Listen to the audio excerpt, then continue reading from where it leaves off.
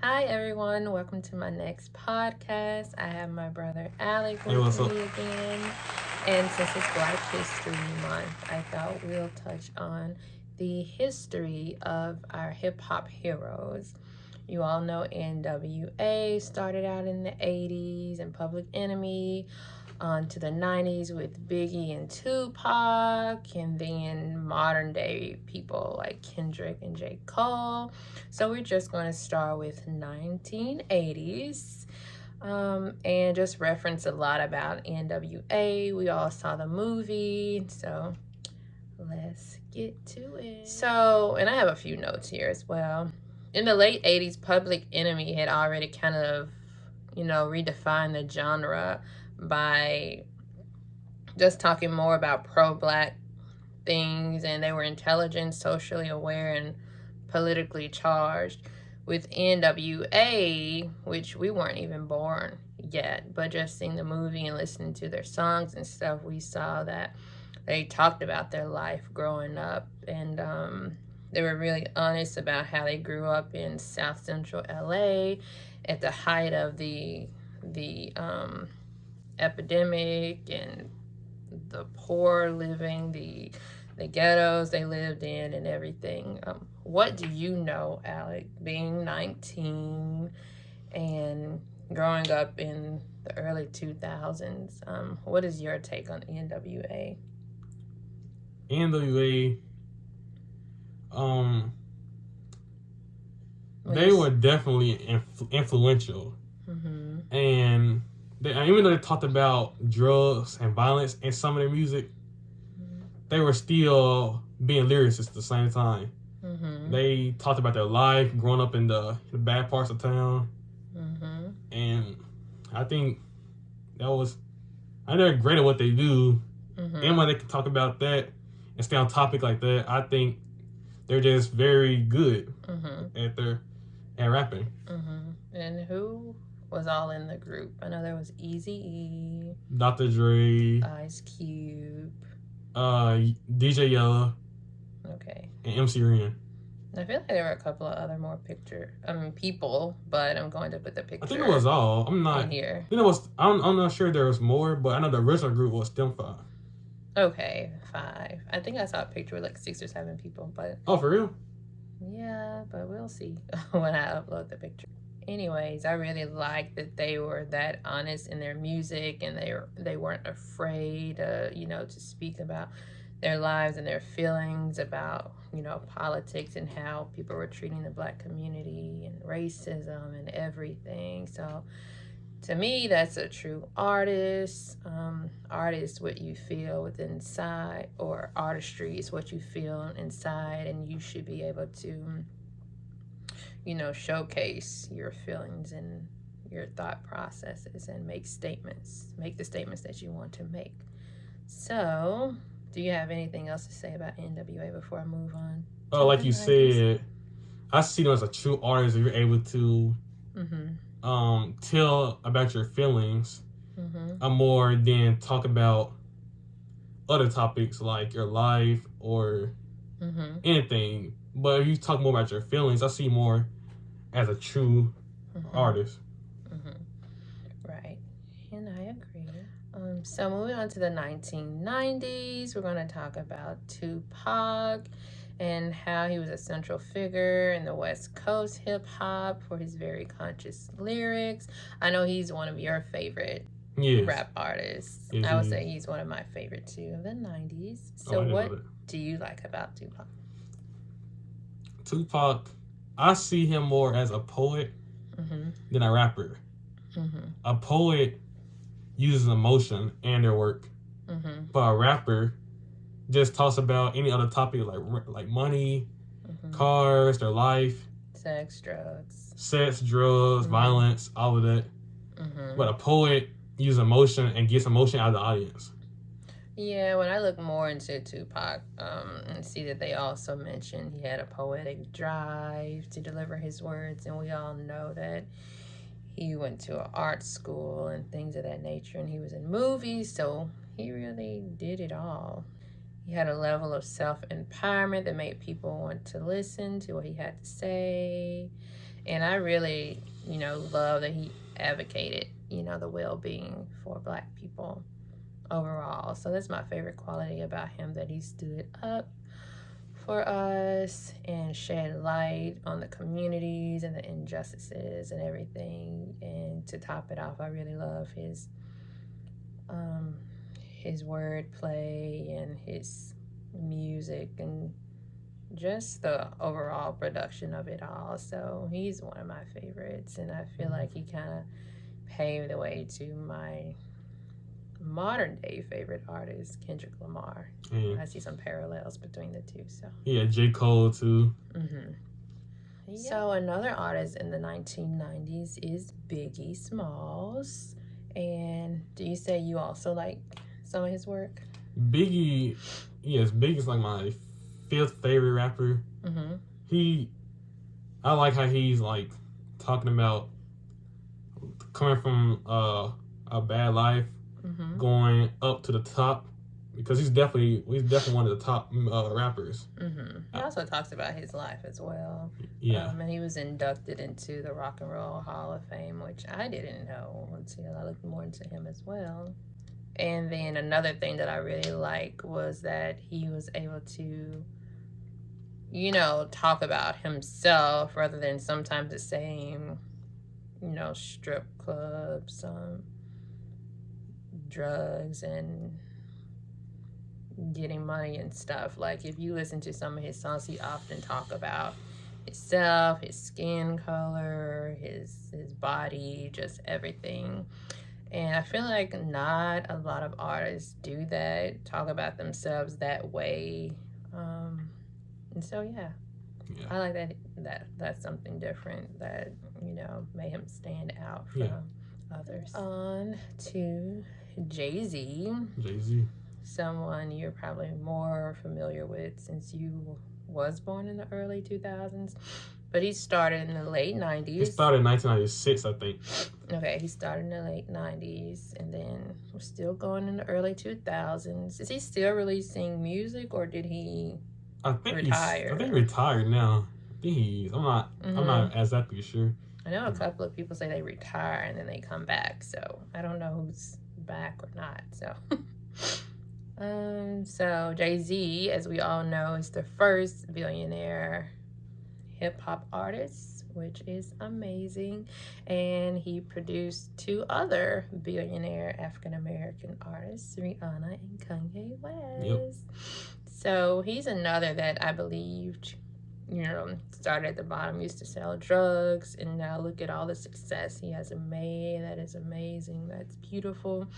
And of course, he married another successful woman, Beyonce, and they're just getting the bag together, and I love to see that. He founded a clothing retailer. Oh yeah, I forgot about Rockaware. And he also founded a luxury sports bar chain, the 4040 Club, and he has donated several millions to the Black Lives Matter and social justice groups. So thank you for that, JayZ. I love that. And I would like to say, I would just see JayZ as like a master of flows. He can go to any flow he wants to in any song, on any beat actually. And he's a good storyteller, just like Biggie and Nas and Tupac.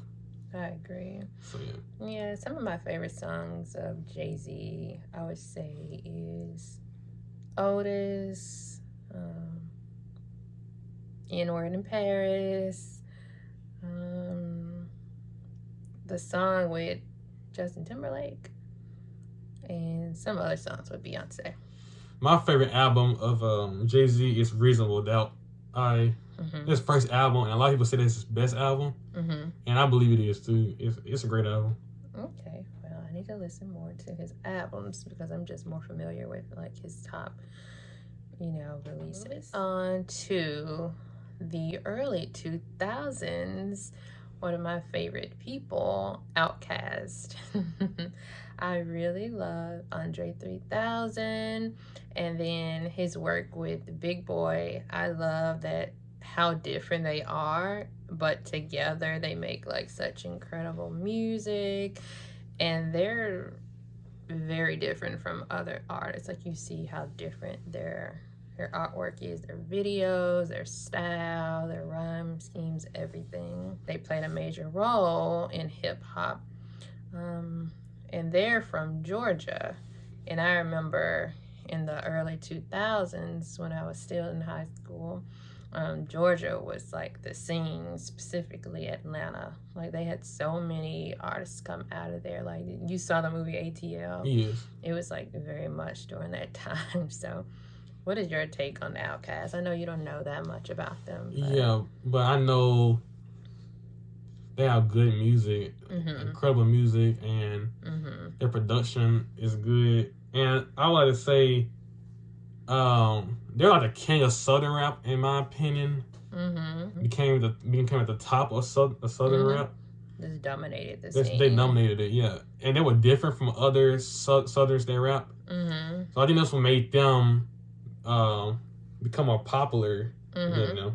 And they also, wanted to transfer over into movies, which they did succeed.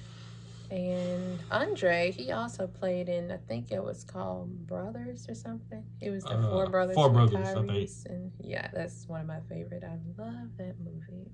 So I want to see more of Andre. I just saw him recently taking like photos with Zendaya, and he was like on a Super Bowl commercial. So I hope this means he's coming back out with new music soon. That'll be amazing. So yeah, now we're here in the modern era.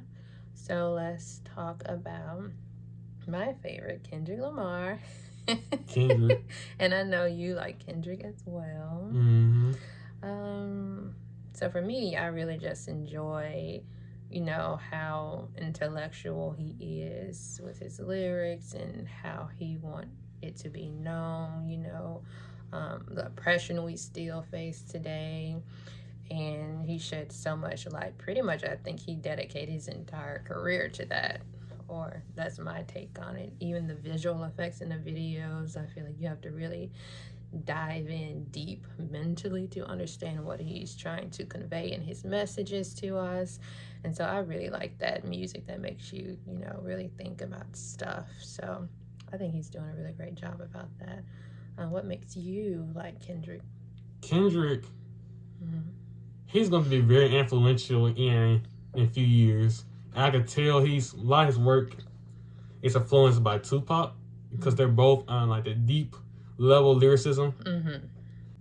Did you hear DNA, some of his work on DNA? DNA. Yes, DNA, yes. That's a really popular track that he created, to spread the message of the African American history and, staying loyal to each other and things of that nature. I don't know what's your favorite song on that, but I like a lot of songs and I like a lot of the videos he made for that. Like, he put his heart and soul and everything into those videos, so I really enjoy it. My favorite song of Kendrick will probably be Alright. Because my take on this song is that after everything that's going on with the oppression in the black community and everything else, he's saying we're still gonna be alright, we're still gonna be okay after everything that's happening. So I love his deep lyricism. It's very I just like it. Yeah, I like it too. I really enjoy him. Are there any other modern rappers that you want to talk about? I know you really like J. Cole as well. Yes, J. Cole, his best album, in my opinion, is 2014 Forest Hills Drive. And he's on one of his albums, it's called KOD. He has a lot of good lyricism in that. So I can tell he's influenced by Tupac as well, Eminem, all the greats. Okay. And I feel like he'll be influential, very influential in a few years as well, just like Kendrick. I would like to see them two on an album together, since they're both very good at lyrics and what they do, very creative. I like to see that too. Those two will make a really huge, massive release if they were to get together and do a song together. So Other people I would like to see would be, if Tupac and Kendrick was in an album together. Yes, Tupac and Kendrick. Yes. That would be awesome. Who else you would like to see together? Biggie and JayZ, since they're both good at different flows, master of flows. I like them. Yeah, that's another good duo I like to see together. Oh, they did have a song together. What yes, song? I forgot the name of it. What was it called? Was it called Brooklyn's Finest? It was something like that. I forgot the name of it. I'm the wrong person to ask. Other people I enjoyed was, of course, my girl Lauryn Hill on the hip hop scene. I really love her voice, and I love what she has to say in her songs.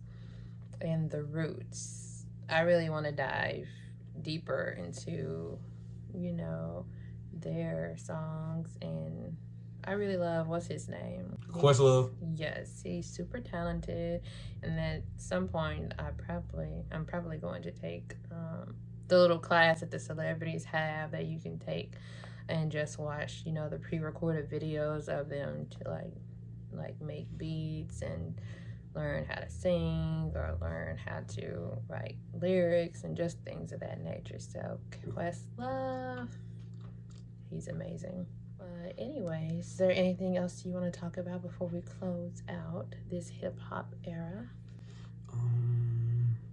I'm good. Okay. But thank you guys for watching and coming, and happy Black History Month to you all. And in the comments, if you could put who's your favorite hip hop hero or who's your favorite African American artist in general, I would love to read it. But anyway, Alec, tell the people where they can find you on YouTube. Oh yes, you can find me at Dex. She will put the link in the description. I do reactions. I do gameplays, but I'll mostly do more reactions in the future. Well, right now I'm probably start tomorrow. I'll do more reactions, so look out for that. And he does coding as well. He teaches people how to code. Yeah, it's Roblox coding. Yes. So show your kids that. Yes, he's self-taught, guys. So he's a genius, this one. So definitely get into that. Head over to Dex. And thank you for supporting. And you guys know where you can find me. I'll put it in the description below. And thank you for watching, guys. And I'll see you in the next one. All right, see you.